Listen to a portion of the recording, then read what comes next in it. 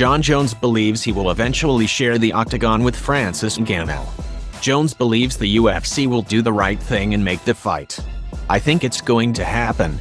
I think the UFC eventually will do the right thing.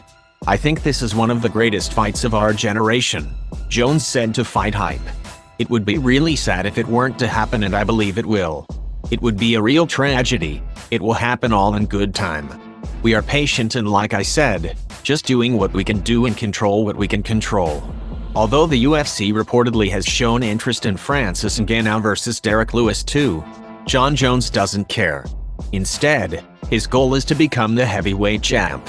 So, he says he has no problem if he's Ngannou's next opponent or his third title defense. There's no backup plan. Whether I'm fighting Francis for the title or Derek Lewis for the title, whether I'm Francis' third, fourth title defense, it won't really matter to me, Jones said. My goal is to be the heavyweight champion, and the opponent really won't matter. The month won't matter. We are just getting ready, and the good will prevail. For now, Jon Jones continues to train and await his contract to offer to face Francis Ngannou.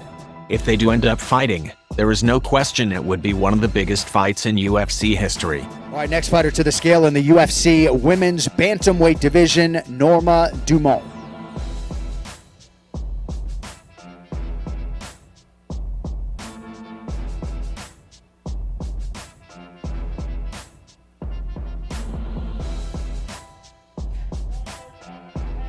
£139.5 the official weight for Norma Dumont.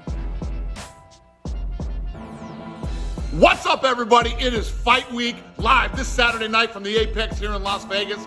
The main event, Marvin Vettori versus Kevin Holland, and it is live on ABC. Couple of things I want to point out before we get started. The first fight of the night is on ESPN Plus only. Starts at 11:30 a.m. on the East Coast. Then the first prelim starts at noon on the East Coast, and it is available on ESPN and ESPN Plus. Then at 3 o'clock Eastern time, the main card on ABC. Couple of fights you might not know about. Let's start right here. Jim Miller versus Joe Solecki. Jim Miller, 32-15, 4 knockouts, 18 submissions. At this moment, he and Cerrone are tied for the most all-time UFC fights at 36 fights. With a win, he moves to number 2 in all-time wins. He'll have 22. If he wins via submission, he moves to number 2 on that list. Number 6, all-time bonuses. He has 12 post-fight bonuses. Ladies and gentlemen, that's $600,000. Miller is a stud, and the numbers prove it. He's taken on a guy who looks like a younger version of him and Joe Solecki. He's 10-2, 1 knockout with 7 submissions, and like Miller, he's good everywhere but shines when going after those submissions. Since competing on the Contender Series, he has destroyed his competition, finishing 2 out of 3 and not losing a second of any of those fights. And he's not even close to his potential yet. So, we're throwing him in there with the single most seasoned vet on the roster to see if he might be ready for some top competition. Another fight you might not know about. Nina Nunes versus Mackenzie Dern. Nina makes a return to the octagon after nearly 2 years absence and a newborn baby girl. Nina was on an impressive run, winning 4 of her last 5 and solidifying herself as a top contender in the deep strawweight division. Nina looks to reestablish herself at the top versus the rising star, Mackenzie Dern.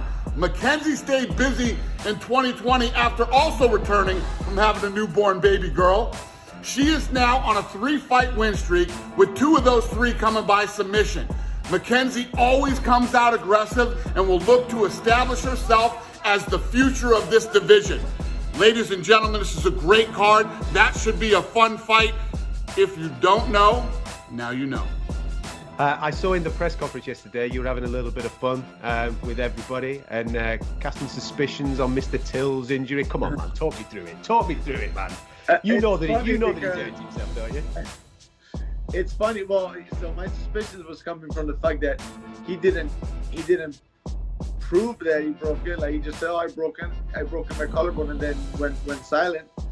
And then you know, all of a sudden Brunson gets pushed up this high, and I'm like, uh-oh, I think, you know, he kind of sees that maybe Brunson is a better fight. But it's funny because we actually had like a little conversation privately, like two things, like just two phrases, and he sent me those, like he basically tagged me privately on the picture of his X-ray, and I'm like, well, at least that, you know, that's what I said.